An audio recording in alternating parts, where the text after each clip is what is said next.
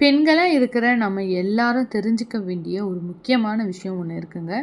அது என்னன்னா, பெண்கள் நாம நம்மளோட சுயமரியாதைய எங்குமே நாம விட்டுக் குடுக்கக் கூடாதுங்க. யார நம்பியும் நாம இந்த காலகட்டத்தில வாழவே முடியாது. அதுக்காக நாம எடுக்க வேண்டிய ஒரு முயற்சி என்னன்னா, சுயதொழில் நாம ஏதாவது ஒண்ணு கத்துக்கணும். அப்படி இல்லையா, ஜாப் எதுனாச்சும் நம்மளுக்கு இன்ட்ரெஸ்ட் இருந்தா, ஜாபுக்கு போயிட்டு வரதா, அந்த மாரி நம்மள பிஸியா எப்பவுமே வச்சுக்கணும். நான் எப்பவுமே பிஸியா தான் இருக்கேன் அப்படின்னு சொல்லிட்டு நெறைய பேர் நினைப்பீங்க. பிஸியானா வீட்டு வேலைய செஞ்சுட்டு பிஸியா இருக்கிறத பத்தி நான் பேசல.